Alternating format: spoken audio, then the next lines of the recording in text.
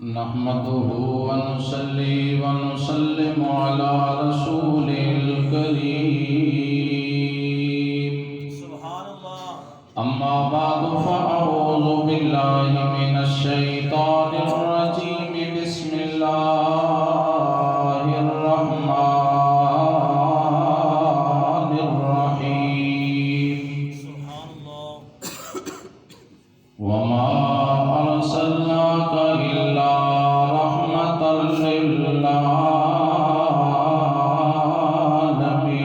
للعالمين سبحان اللہ قال رسول الله صلى الله عليه وسلم الجنة تحت أقدام الأمهات سبحان اللہ صدق الله مولانا العظيم صلاة وسلام عليك يا سيدي يا رسول الله مل کے پڑھنے والا آلك وأصحابك يا سيدي يا حبيب الله دل ہے وہ دل جو تیری یاد سے معمور رہا دل ہے وہ دل جو تیری یاد سے معمور رہا سر ہے وہ سر جو تیرے قدموں پہ قربان گیا انہیں جانا انہیں مانا نہ رکھا غیر سے خیال للہ الحمد میں دنیا سے مسلمان گیا سبحان اللہ للہ الحمد میں دنیا سے مسلمان گیا اللہ رب العالمین کی حمد و ثنا حضور رحمت عالم نور مجسم صلی اللہ تعالی علیہ وآلہ وسلم کی پاک بارگاہ میں عدیہ درود و سلام عرض کرنے کے بعد انتہائی واجب القدر نقیب محفل آل سنت فخر السادات جناب سید عبید شاہ صاحب حمدانی اور میرے انتہائی قابل قدر پیکر اخلاص و محبت حضرت مولانا حافظ محمد شوکت علی صاحب اور دیگر حضور کے جمیع غلاموں بالخصوص میزبانان محفل جناب محمد زبیر صاحب اور شاہ جان صاحب آپ کی والدہ مرحومہ کے ایصال ثواب کی دعائیہ تقریب ہے برادر مکرم انتہائی قابل قدر جناب محترم محمد زفران صاحب نے حکم دیا میں آپ کے سامنے حاضر ہوں اور آپ سوچ رہے ہوں گے کہ محفل ایصال ثواب ہے لیکن آیت حضور کی رحمتوں والے حوالہ سے تلاوت کرنے کی سعادت میں نے حاصل کی ہے سبحان اللہ تو بس اس آیت کے ارد گرد رہتے ہوئے مقام ماں پر چند معروضات آپ کے سامنے رکھوں گا تو ماشاءاللہ یہ محبتوں بھرے چہرے میرے سامنے ہیں اور میرے یہ سامنے پلر کے پیچھے عبدالرحیم بھائی چھپ کر لیے ادھر سامنے ہیں آپ کا مکھڑا دیکھیں گے سرکار کے عشق کی بات کرنے میں لذت آئے سبحان اللہ ماشاءاللہ کا تشریف ہے جہاں انسان کا بیٹھنے کا مقام ہو وہاں وہ اچھا لگتا ہے ماشاءاللہ سنتوں بھرا چہرہ سرکار کی زلفیں بکھری بکھری سنت کے مطابق تو یہ محبتوں والے لوگ ہیں اللہ ہماری محبتیں اپنی بارگاہ میں قبول فرمائے تو برادران اسلام یاد رکھیے اللہ تعالیٰ کا ہر بندہ باعث برکت بھی ہوتا ہے اور باعث رحمت بھی ہوتا ہے سبحان اللہ اور عام بندے کی نسبت ایک عالم دین ہے ہوگا عمل صاحب تفسیر ابن کثیر فرماتے ہیں کہ اگر وہ کسی قبرستان سے گزر جائے تو اس کے جسم مسعود کی برکتوں کی وجہ سے اللہ 40 دن تک اس قبرستان سے عذاب کو اٹھا لیتا ہے۔ محبت کے ساتھ کہہ لیجئے سبحان اللہ، کیونکہ ایصال ثواب کی دعائیہ تقریب ہے اور سبحان اللہ پر کسی کو بھی اختلاف نہیں ہے۔ درود بھی ہو سکتا ہے، کرنے والے کرتے ہیں، لیکن یہ سبحان اللہ وہ کلمہ ہے جو اپنے بھی کہتے ہیں غیر بھی کہتے ہیں۔ اس لیے آپ ایصال ثواب کی دعائیہ تقریب میں بیٹھے ہیں، جب زمین کی پستیوں میں بیٹھ کے آپ اپنے مالک کی پاکی کے تذکرے کریں گے تو میرے پیر بابو علیہ رحمہ لکھتے ہیں کہ لا مقام کی بلندیوں سے آواز آتی ہے، بندے زمین کی پستیوں میں تو میری پاکی کے تذکرے کر رہا ہے، میں نے تجھے گناہوں سے پاک فرما دیا۔ تو محبتوں کے ساتھ زیادہ وقت نہیں، اور میں وہ خطیب نہیں کہ سپیکر کے ساتھ چپٹ جاؤں اور چھوڑوں گا نہیں جاؤں، یہ نہیں ہو سکتا۔ اور یہ بھی نہیں ہے کہ آپ سبحان اللہ کہیں گے تو میں تقریر کروں گا، نہیں کہیں گے تو نہیں کروں گا۔ ہمارا اپنا ایک مزاج ہے، ایک پیغام دینا ہے آپ کو، اور اسی پیغام پہ میں عرض کر رہا ہوں کہ جہاں عالم دین اگر قبرستان سے گزرے، اس کے جسم کی برکتوں کی وجہ سے اللہ 40 دن تک قبرستان سے عذاب کو اٹھاتا ہے۔ پھر ایک عارف ربانی اللہ کا جو ولی ہے وہ جہاں بیٹھ کے اللہ اللہ کرتا ہے، صاحب تفسیر ابن کثیر لکھتے ہیں کہ اس کے اللہ اللہ کرنے کی وجہ سے اللہ کا اتنا کرم ہوتا ہے کہ گرد و پیش کے 70 گرانوں پر اللہ کی رحمت کی چادر ڈال دی جاتی ہے۔ جہاں ولی بیٹھ کے اللہ اللہ کرے، پھر ولی کی نسبت حضور کے وہ عظیم صحابہ کرام کا جسم اقدس ہے۔ الحمدللہ ہم وہ محبتوں والے ہیں کہ سرکار کے ہر غلام کی بارگاہ میں خراج عقیدت پیش کرتے ہیں۔ ہم الحمدللہ کسی صحابی کے بارے میں کچھ اتنا جملہ بھی زبان پر نہیں لاتے، بس اتنی بات جانتے ہیں کہ جس نے ایمان کی حالت میں مصطفیٰ کا جلوہ دیکھ لیا، چاہے اس نے سجدہ رب کی بارگاہ میں کیا یا نہیں کیا ہے، لیکن کائنات کے ولی مل جائیں۔ خواجہ قمر الدین سیالی کا یہ جملہ ہے، آپ فرماتے ہیں کہ کائنات کے ولی ایک طرف، لیکن جس صحابی رسول نے ایمان کی حالت میں مصطفیٰ کی غلامی کا پٹا گلے میں ڈالا، اس کے قدموں کے ساتھ جو جوتا ہے اور اس جوتے کے ساتھ جو خاک مل جاتی ہے، فرماتے ہیں کائنات کے ولی مل جائیں تو اس خاک کا مقابلہ بھی نہیں کر سکتے۔ بلکہ ایک مقام پہ فرماتے ہیں جس گھوڑے پہ صحابی سوار ہے، اس گھوڑے کے پاؤں میں جو خاک ملتی ہے نا، اس خاک کا مقابلہ بھی کائنات کا ولی نہیں کر سکتا۔ تو الحمدللہ حضور کے جمی صحابہ قابل قدر، پھر جہاں صحابہ کے مقام کی انتہا ہوتی ہے وہاں سے اللہ کے نبیوں کے مقام کی ابتدا ہے، اور جہاں سارے نبیوں کا مقام ختم ہوتا ہے وہاں سے آمنہ کے لال کی برکتوں اور رحمتوں کی ابتدا ہوتی ہے۔ تو محبوب یہ رحمتیں لے کے آئے، کس ماحول میں آئے؟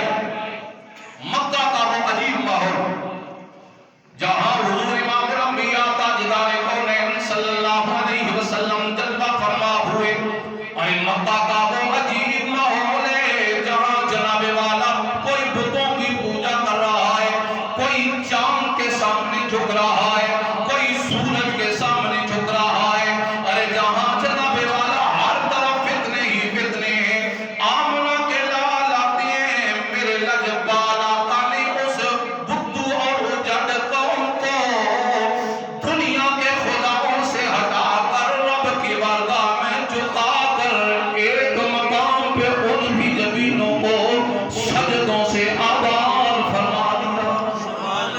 اور پھر وہی عرب کا ماحول، اللہ کے محبوب مکہ میں نکلے، ایک نوجوان اپنی بوڑھی ماں کو اپنے کاندھوں پہ لے کے بازار مکہ میں آتا ہے اور اس منڈی میں صدا لگاتا ہے، میری ماں بوڑھی ہو گئی ہے، کوئی خریدنے والا، ماں بیچنے آیا ہے۔ تو اللہ کے نبی صلی اللہ علیہ وسلم نے فرمایا نوجوان یہ کون ہے؟ کہنے لگا اے اللہ کے آخری نبی یہ میری ماں ہے، اس کو بیچنے آیا ہوں۔ فرمایا نہیں نہیں، واپس اسے گھر لے جا، اس کی خدمت کر، اس کی خدمت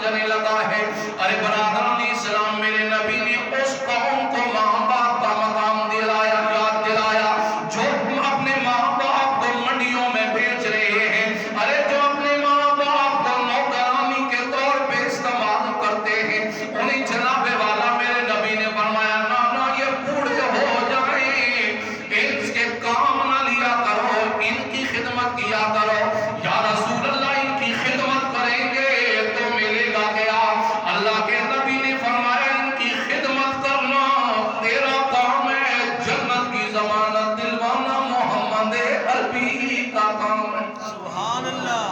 اور اس لیے حضرت خواجہ غلام فرید نے کہا تھا آپ فرماتے لوگوں گلیاں سنیاں اجاڑ دی سن تے میں تم بہڑا تھاون آوے یار فریدا اتے کی وسنا جتھے ماں نظر نہ آوے. سبحان اللہ. تو اللہ کے نبی فرماتے لوگوں یہ تمہارے اوپر اللہ کی نعمت عظمیٰ ہے ان کی خدمت کرو. اب برادران اسلام اگر قرآن کو اٹھائیں تو قرآن نے ان کے مقام کو بیان کرتے ہوئے فرمایا وَقَضَىٰ رَبُّكَ أَلَّا تَعْبُدُوا إِلَّا إِيَّاهُ وَبِالْوَالِدَيْنِ إِحْسَانًا إِمَّا يَبْلُغَنَّ عِندَكَ الْكِبَرَ أَحَدُهُمَا أَوْ كِلَاهُمَا فَلَا تَقُل لَّهُمَا أُفٍّ وَلَا تَنْهَرْهُمَا وَقُل لَّهُمَا قَوْلًا كَرِيمًا. سبحان اللہ. یعنی اللہ کی عبادت کے بعد تمہارے اوپر جو حق ہے بالکل مختصر کر کے میرے سامنے بات رکھ رہا ہوں کہ اللہ کی عبادت کے بعد تمہارے اوپر جو سب سے بڑا حق ہے وہ تمہارے ماں باپ ہے. اور ان کے بارے میں آگے قرآن نے فرمایا کہ اما یبلغن عندک الکبر احدهما او کلاہما.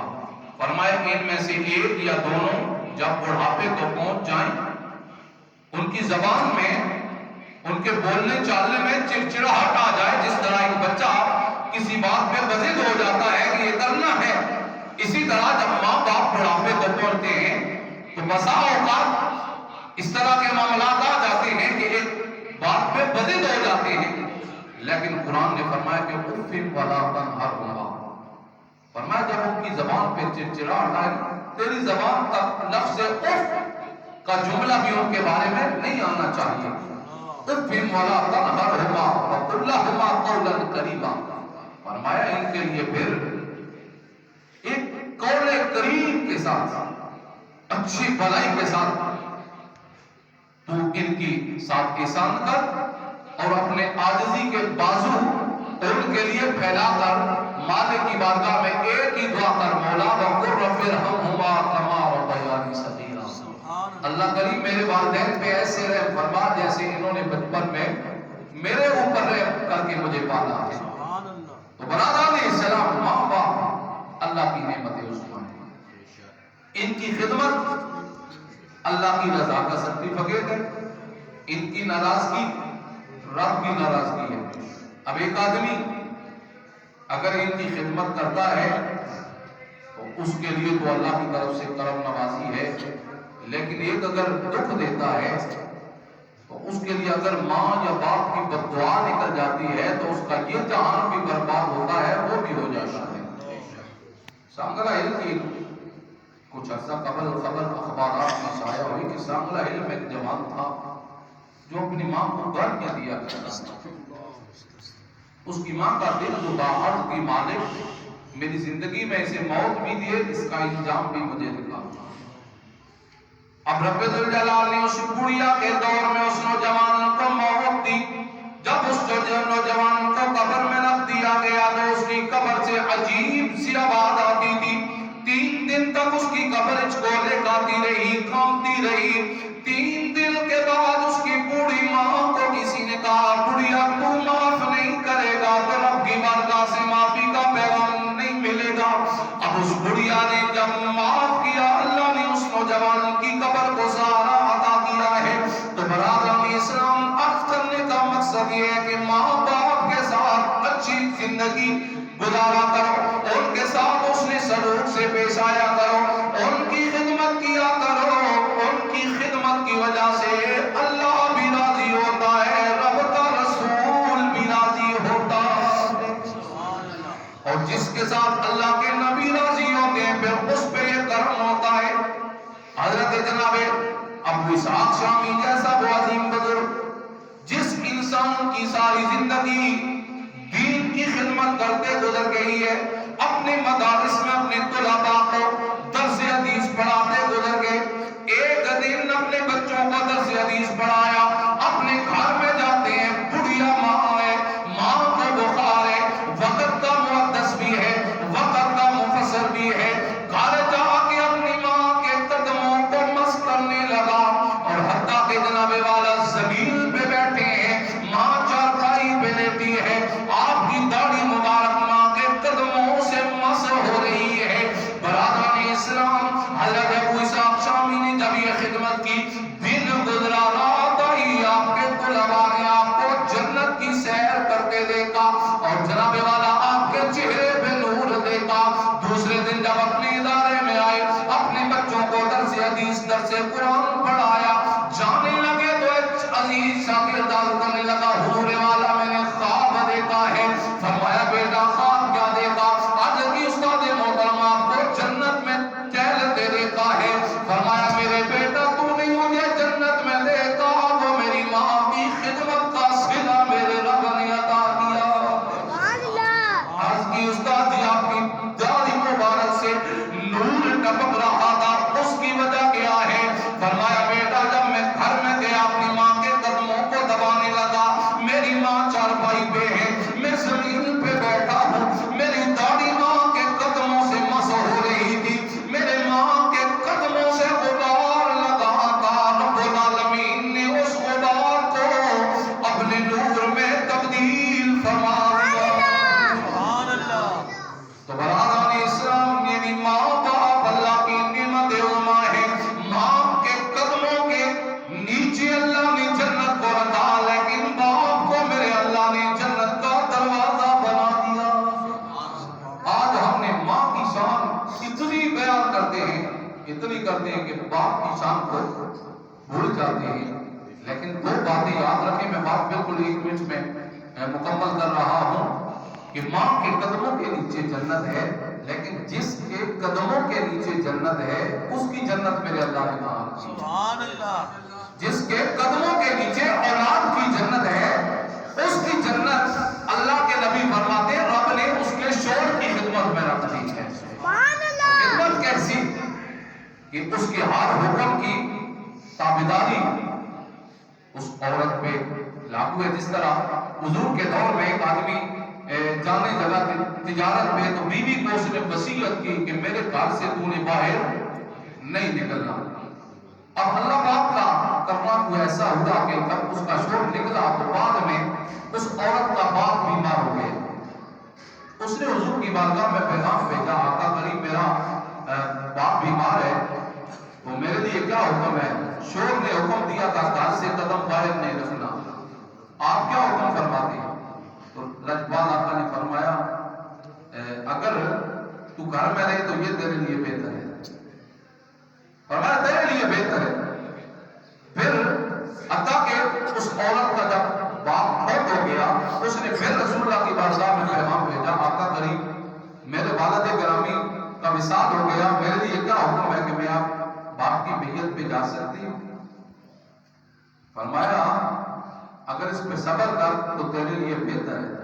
سبحان اللہ۔ فرمایا تیرے لیے بہتر ہے۔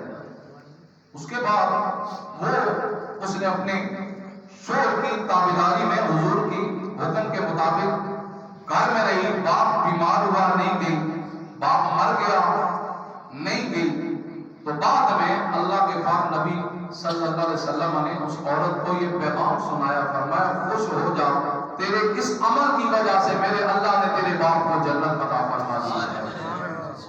تو برادران اسلام، یعنی عورت کے لیے شوہر کی تابعداری اتنی لاگو ہے کہ وہ شوہر کے حکم کے بغیر نفلی روزہ نہیں رکھ سکتی، نفلی عبادت نہیں کر سکتی۔